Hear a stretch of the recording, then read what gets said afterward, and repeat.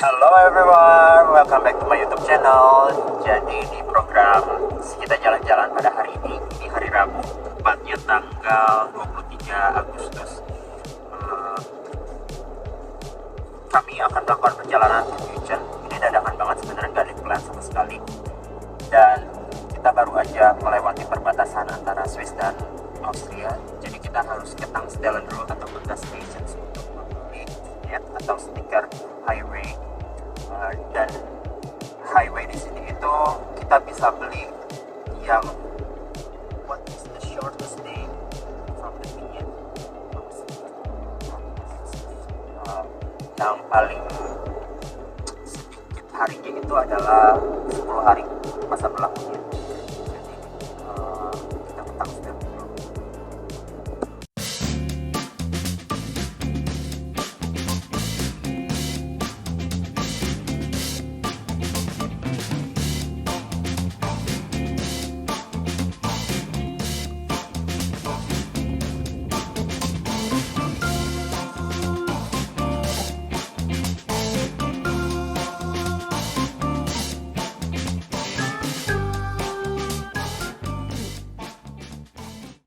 Oke, kita udah berada di gas station atau Tankstelle. Ini kita bisa beli vignette atau stiker untuk jalan tol di Austria di sini.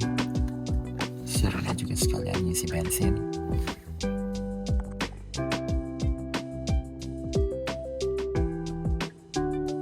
Kita masuk ke jalan tol via Bregenz. Nah, kalau di Swiss kita menggunakan vignette seperti itu. Nah, kalau di Austria kita menggunakan vignette seperti ini. Ini tuh sifatnya temporary. Kita ngambil yang paling sedikit, durasi 10 hari, dengan cukup merogoh kocek sebesar 9,90 euro atau sekitar 168.000 dan durasinya 10 hari. Perjalanan ke Munich akan ditempuh dalam jarak 187 km atau kurang lebih 3 jam.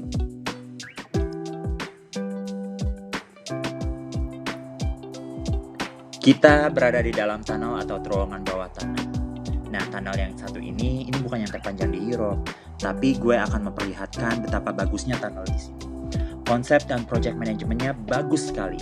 Hampir tidak ada pekerjaan yang terbengkalai dan hasil kerjanya rapi. Tak hanya itu, dari faktor keamanan pun sangat baik.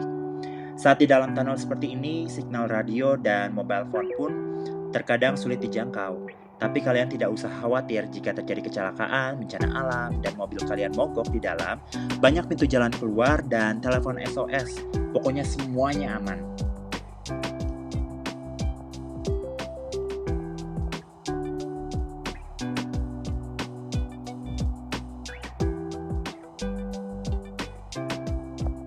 Oke guys, saat ini kita berada di rest area untuk berhenti sebentar.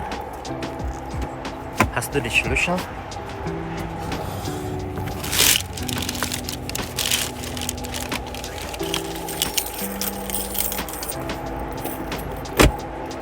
Nah, ini rest areanya. Di sini juga terdapat fasilitas untuk recycling.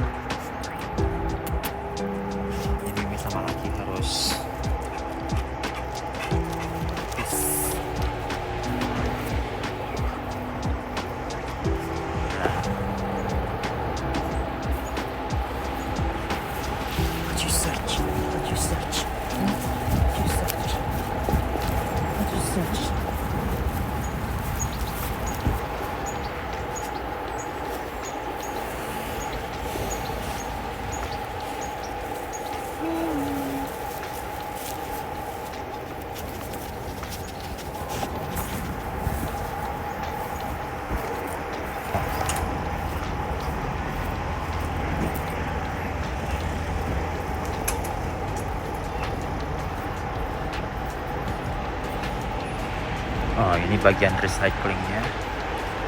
Recycle bin. Oke, kita hampir sampai di kota München atau Munich. Kurang lebih 12 km lagi kita sampai di perbatasannya. Gua masih belum tahu apa aja yang mau gue lihat, apa aja yang mau gue beli. Jadi kita lihat aja nanti ya. Setelah melakukan perjalanan kurang lebih 3 jam, akhirnya kami pun sampai di kota Munich. Nah, di sini kita harus tetap berhati-hati karena banyak sekali kendaraan dan public transportasi di sini tuh sedikit lebih runyam dibandingkan di Swiss. Jadi kita harus stay fokus agar tidak terjadi kecelakaan. Nah, seperti yang gue bilang di awal sebelumnya, kami tuh belum tahu mau kemana dan mau melakukan apa. Jadi untuk lebih amannya kita akan parkir di tengah kota, yakni di dekat gedung Marienplatz.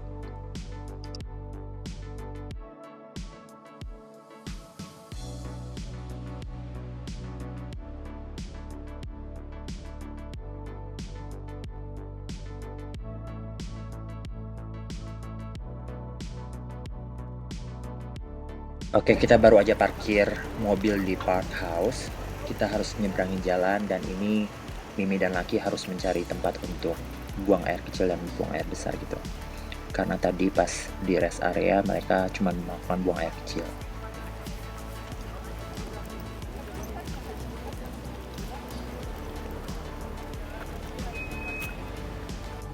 Setelah menyeberang jalan, kita langsung bisa menemukan Valentin Karlstadt Museum.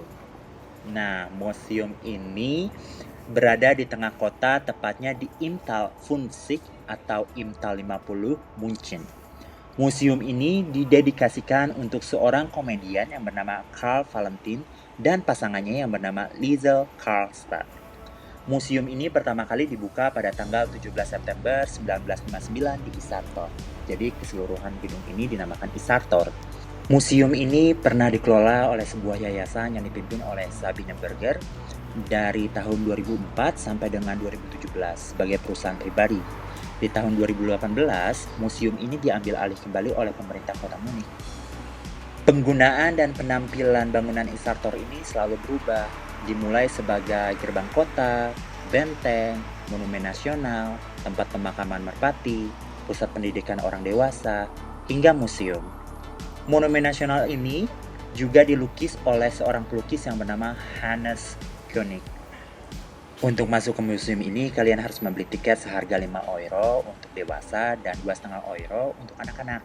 Di dalamnya banyak hal-hal yang menarik yang bisa membuat kalian tertawa. Dan tepat di bagian atas terdapat sebuah restoran. Gue pernah masuk ke dalam sebanyak 3 kali, tapi sayangnya untuk trip kali ini kita memutuskan untuk tidak masuk ke dalam karena kita juga bawa Mimi dan Laki. Di sepanjang jalan ini kita bisa menemukan beberapa restoran, hotel, dan tempat-tempat bersejarah seperti gereja dan museum Oktoberfest salah satunya. Ada yang tahu Oktoberfest itu apa? Coba yang tahu kasih komentar di kolom komentar. Dari sini kalian juga bisa naik bus city tour untuk sightseeing. Banyak seniman jalanan yang sangat bertalenta. Salah satunya ya ini yang ada di depan ini.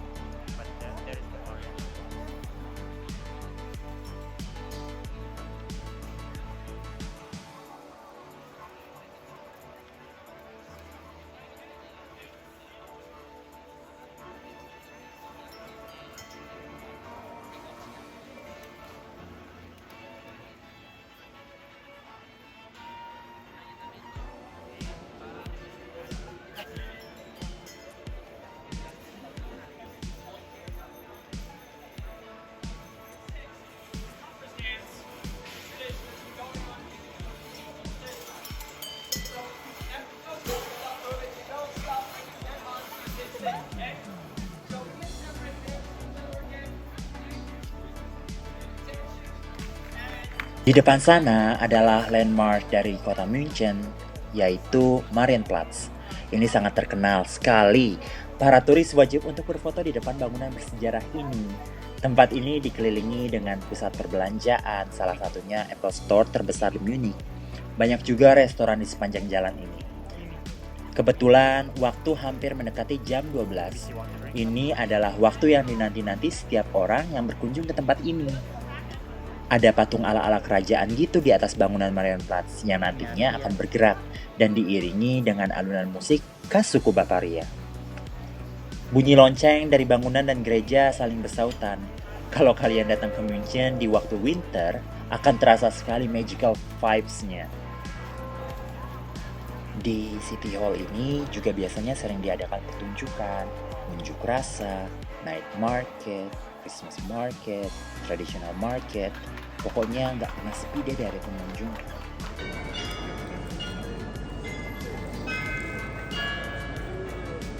Setelah menunggu beberapa menit, akhirnya boneka-boneka yang ada di atas gedung Marienplatz ini mulai bergerak dan diiringi dengan musik dari kota Bavaria ini.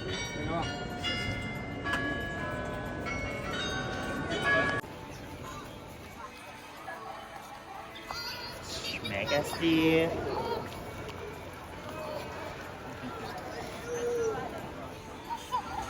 Setelah Mimi dan Laki menghabiskan ice cream mereka, ini saatnya kita berjalan di area ini sambil mencuci mata gitu ya, alias window shopping. Ini juga kita bisa melihat beberapa gedung-gedung yang berarsitektur sangat menarik. Mohon maaf, gue nggak bisa menjelaskan satu persatu ini gedung apa dan sejarahnya seperti apa karena akan terlalu banyak. Di ujung jalan terdapat air mancur yang mana ketika musim panas seperti ini air mancurnya diaktifkan dan anak-anak bebas untuk bermain air mancur di sini. Dan ketika musim dingin tiba, area ini berubah menjadi area bermain ice skating.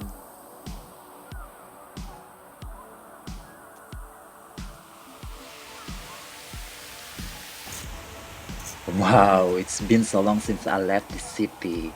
And I'm glad to be back here again. I can see a lot of people, I can see a lot of things, and I'm feeling like I'm a villager coming from out of nowhere. You know what I mean? I'm a villager, alias orang kampung seperti itu ya. Kota ini penuh dengan kenangan sebenarnya. Karena apa? Karena di tahun 2017 sampai dengan tahun 2019, gue pernah tinggal di kota ini. Kenangannya banyak sekali. Dan di tahun 2021, gue memutuskan untuk move for good ke Switzerland. Karena sudah jam 1 siang, ini saatnya jam makan siang sih sebenarnya. Jadi kita memutuskan untuk duduk dan makan di restoran ini. Ini sebenarnya restoran nggak gue rekomendasikan banget sih, karena biasa aja. Cuman berhubung kita lapar ya udahlah kita makan di sini. Dan juga pemandangannya sedikit bagus. Cuman pelayanannya sedikit lamban. Soal harga ya sosok lah, rasanya juga sosok. Si Rene mesen pizza, sedangkan gue mesen spaghetti aglio olio, tapi gue nggak akan shoot di sini. Dan juga gue masih mesen salad, Caesar salad.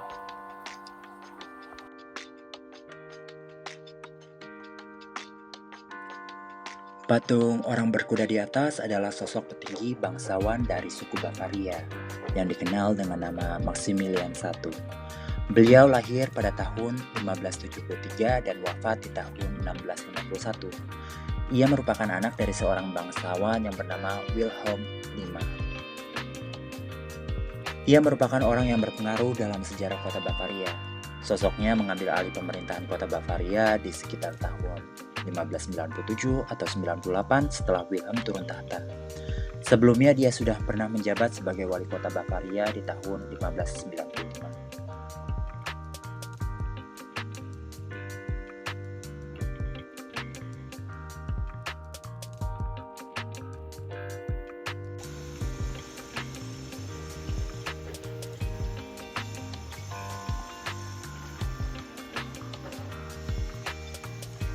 Mimi dan Laki menunggu di seberang jalan. Ini saatnya gue pergi ke sana.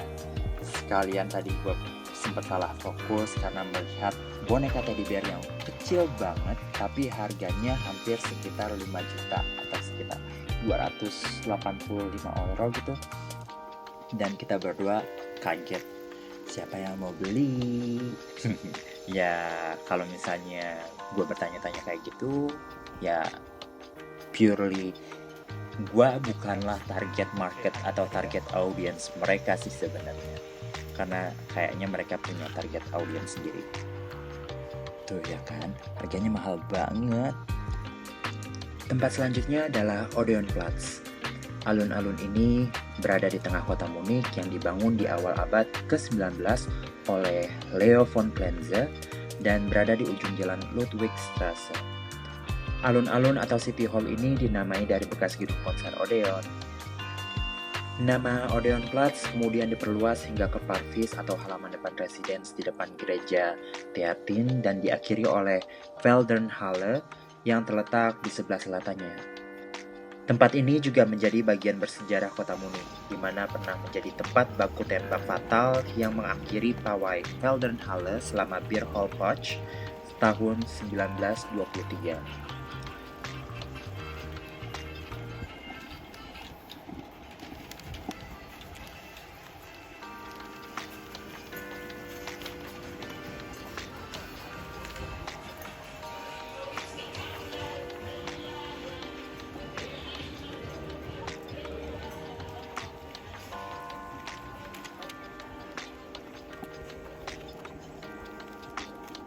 By the way, kita berjalan menuju ke English Garden atau English Garden in Dutch. Di sana kita bisa berenang atau sekedar duduk-duduk cantik, piknik dan relax gitu. Dan Mimi dan Laki bisa berenang di sana karena ini cuacanya sangat panas banget. Nah, di sebelah kanan ini ada gedung panjang banget dan megah.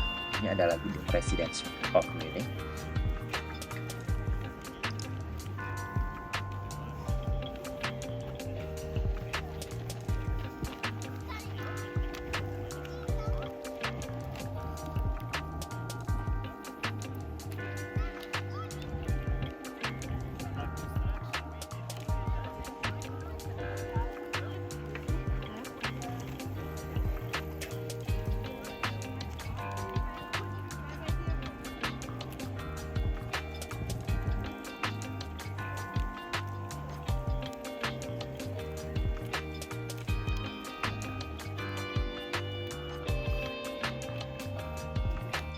Dan bangunan megah selanjutnya adalah Bavarian State Chancellery, home of the Bavarian Minister President. Bangunan ini resmi dijadikan sebagai rumah dari Minister Presiden Bavaria di tahun 1993. Bangunannya sendiri memiliki historical part dan bersebelahan dengan Hofgarten. Tempat ini merupakan pusat politik kedua di kota Munich. Mimi dan Laki sudah selesai berenang di English Garden River dan ini adalah areanya sangat luas bukan? Di sini kalian bisa piknik, berenang, terus airnya juga sangat jernih. Saatnya kita pulang. Pulang kita akan melewati Jalan Maximilianstraße dan di depan sana itu ada sebuah monumen atau sebuah landmark yang dinamakan Max Monument. Dan kalian bisa baca sendiri di internet tentang sejarah dari landmark ini. Hai teman-teman semua, jadi ini kita sudah berada di mobil lagi. Saatnya kembali ke rumah. Perjalanan kurang lebih kayak 3 jam gitu. Sebenarnya vlog ini adalah vlog dadakan. Si kita jalan-jalan ini dadakan banget karena nggak ada plan. Jadi nge-shootnya juga seadanya lah ya. Jadi harap maklum. Terus jangan lupa like serta subscribe dan komen. Dan jangan lupa share ke teman-teman kalian sebanyak-banyaknya. Terus sampai jumpa di video vlog selanjutnya. Auf Wiedersehen, bye.